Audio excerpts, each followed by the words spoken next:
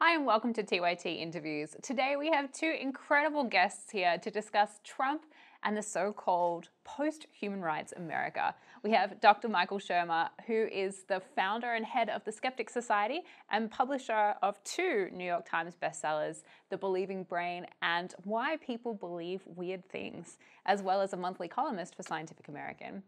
We also have James Felton Keith, a Democrat running for US Congress, who's going to be in New York's 13th district, if elected. We hope so. Yes. He has too many first names, so most people call him JFK. He's an engineer, economist, and specializes in the ethnography of technology and economic inclusion. Yeah, that's a mouthful hearing it. Quite a mouthful, yeah. So. Well, I guess we can start with you then. We're talking about progress and intolerance. Sure. But from a civic perspective, how do you think that we can stop intolerance? Well, I think inclusion is obviously a word that we hear thrown around a lot, but I think there's a technological fix. I look at policy as a sort of tech that can drive culture.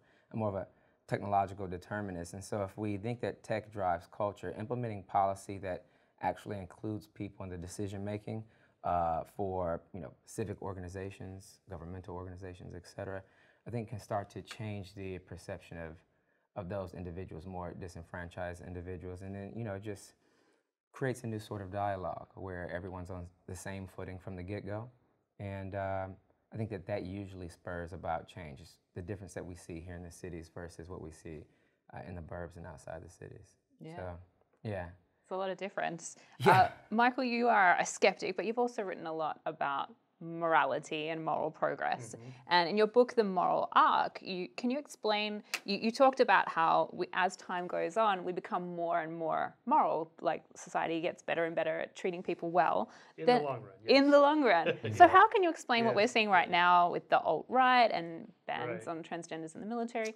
All these things. Right. Well, I think of it as 3 steps forward, 2 steps back, 3 steps forward, 2 steps back. It's like the global warming curve. It's up and down, but the overall blade is going up, and that's true with moral progress in the long run. If you follow the trend lines instead of the headlines and go back centuries, you can see that there's never been a better time when you'd want to live.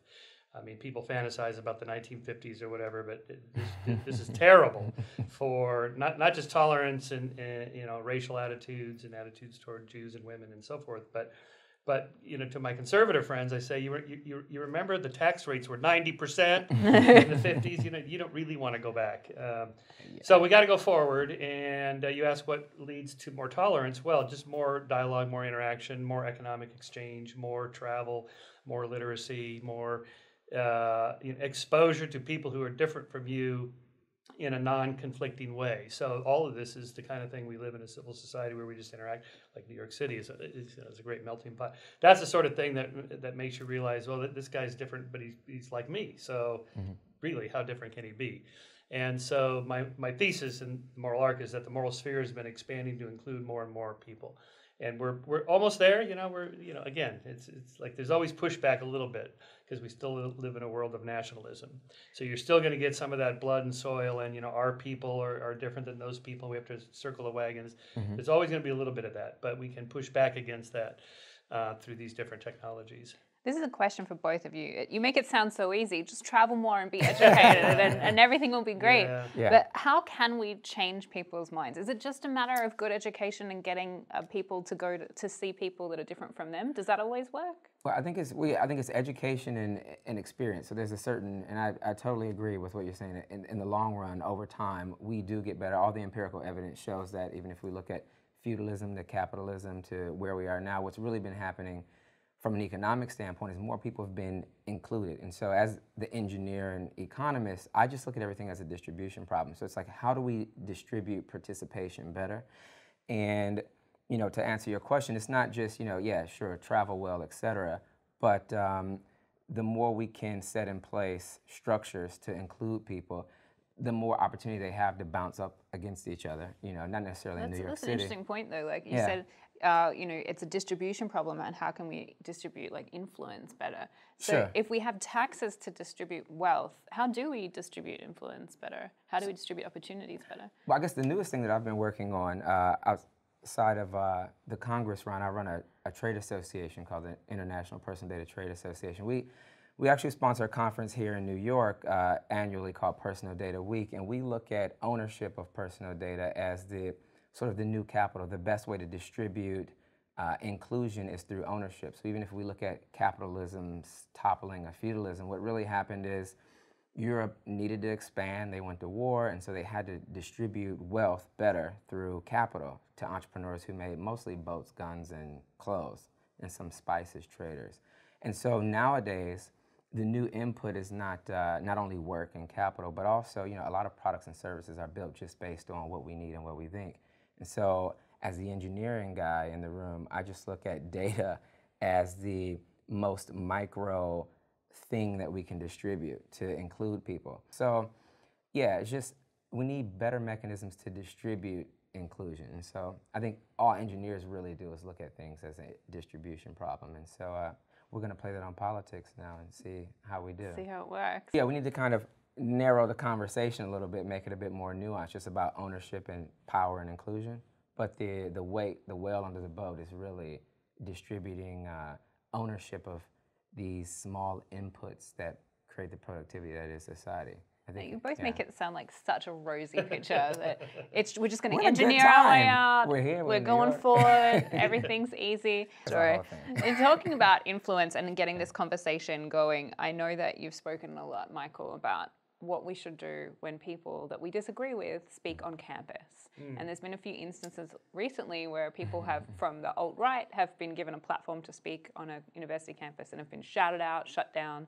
What do you have to say about that? Yeah, well, first of all, they're not university's not required to invite these people to speak, and if they don't invite them, that's not an infringement of their free speech. But if you invite them, then for gosh sakes, let them speak and refute their ideas. So my concern is the pushback from the other side, the far left, the so-called regressive left, or the Antifa movement, which uses violence as a means of bringing about social change, which is never as good as nonviolence. And so, and a lot of what these alt-right sort of confrontationalists want is confrontation. They want protesters. Yeah. The Milos of the world, they want you to come out and scream and yell at them. So the worst thing you could do to Milo, from Milo's perspective, was just to ignore him. Don't show up. A public speaker, I do a lot of public speaking, there's nothing worse than a half-empty room. What I want is a full room and people screaming. It's like, oh yeah, okay, so I'm doing my thing here. So just ignore this guy, or refute him. Make a video and say, these are the 6 reasons why Ben Shapiro's arguments about pro-life are wrong, or why I disagree, instead of just shouting him down. Do you agree with that, JFK? I agree totally. I think it's probably better to touch on it than me, but yeah, I think the only way to really beat some of these loud, brawly ideas, even Trump's or other people on the alt-right, or even people on the alt-left. I know Bill Maher often rants about getting a bad rap on college campuses. It's just to have a more formidable argument. So you cannot back away and resort to whatever you think your ethics are from the blunt force of whatever this opposition is in your face. You have to, I think, face it with a better argument. And if you don't have a better argument, that's what you should be spending your time figuring that out. So, speaking of good arguments, yeah. If elected to Congress, you would be the first openly gay African-American congressperson in the U.S. Congress. Is that correct? Well, the first who is married. So there are a few who are open now. Well, yeah, I guess first African-American, you did throw that piece on that. Yes, so that would be a first. Is that a step in the right direction? I think it's a sign of the times. I think it's sort of a step in the right direction. Honestly, I wasn't even, out at 30, which was, only 6 years or so ago. I mean, I wasn't like out in the workplace. Actually, I wasn't a Democrat until I used to advise the mayor in Detroit. And while doing so, I built the LGBT Chamber of Commerce in Michigan. And we were the first to establish all of those pride nights that people see at the sports franchises.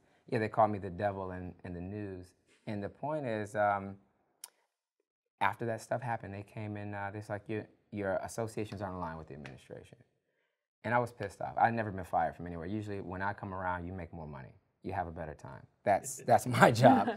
And so... Everybody likes that. Yeah, right. I thought everyone liked that. Yeah. And from there, when they let me go, I said, I have to participate in this party more, because the main thing that I wanted to do was kind of drag those guys down a flight of steps. I'm not anti that sort of activity. But yeah, participating more, became, I think, more important to me. So yes, we'll be first, and we'll also be the first same-sex married couple to run of any sort, period. So congratulations. Thank you. So if you want to support JFK or you want to get more involved in the skeptics, the links will be in the description. Thanks so much for joining us. See you next time.